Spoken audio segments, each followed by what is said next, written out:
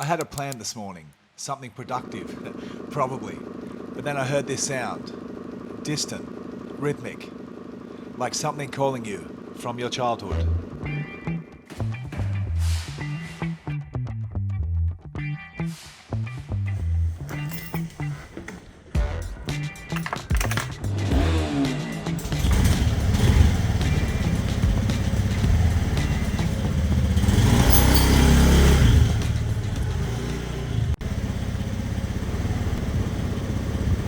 The closer I got, the less I cared about where I was going. The chase had become half the fun.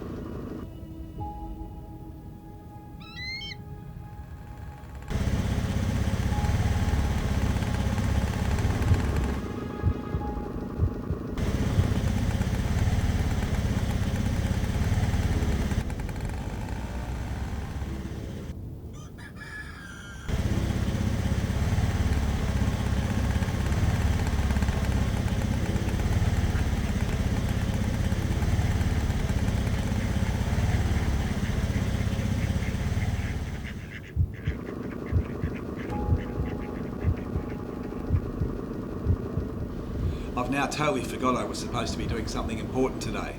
I need to find that sound.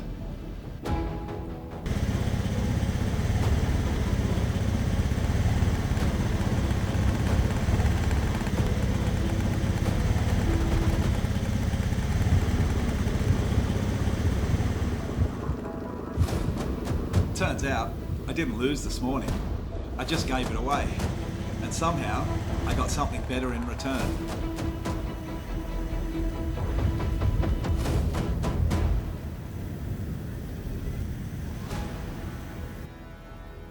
No plan, no destination, just a sky full of kites and a morning well spent. Sometimes, doing nothing important is the most important thing of all. Let's just rewind a little bit and let's keep it real. I've just had 2 weeks off and this week I'm filming in Uluwatu, trying to get all 11 beaches done in single episodes and a giant episode. So I thought I'd throw in a filler, and this is footage I had from last year's Bali Kite Festival that I thought I should put it out this week because the festival's July, August, and what's the point of putting it out after the festival so you can go, wish I saw that. So what I've done, I'm putting in last year's footage. I've never released it before, so you can have a look and see what the festival is so you can make your decision if you want to go to it. Traditional Balinese kites, known as liang liang, are categorised into three main types: bibian, jangan and pechikan. These kites are not just toys, but are deeply rooted in Balinese culture and spiritual beliefs.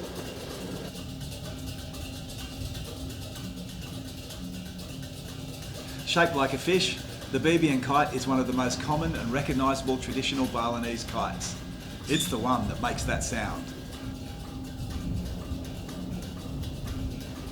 They use bamboo to make the frames and then add silk to the frame and complete the kite with rope instead of small string.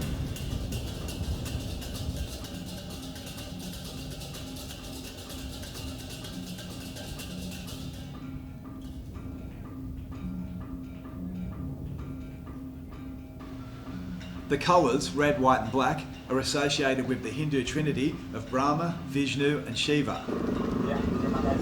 The yellow and gold is sometimes added to represent the 8 guardian deities of the directions.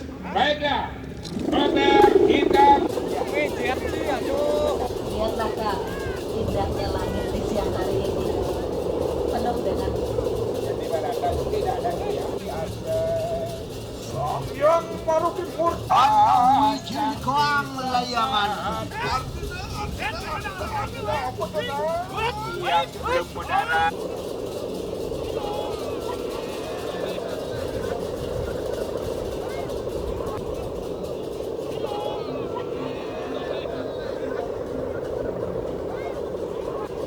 During the Bali Kite Festival, which takes place annually around July and August, these kites are flown competitively, judged on factors like launch, design and flight duration.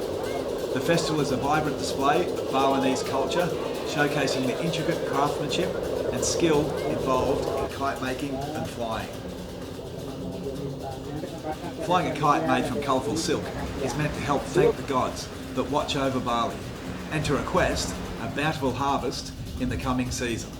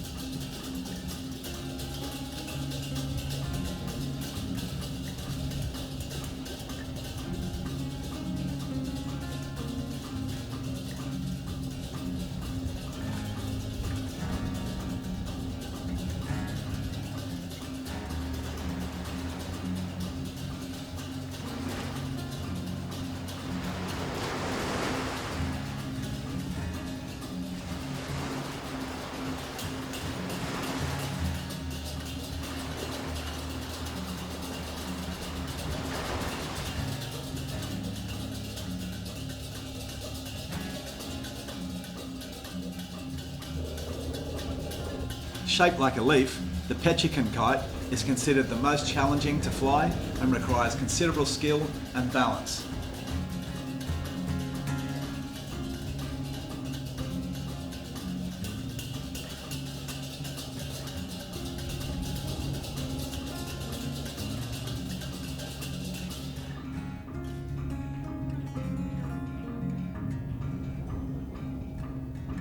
Jengen.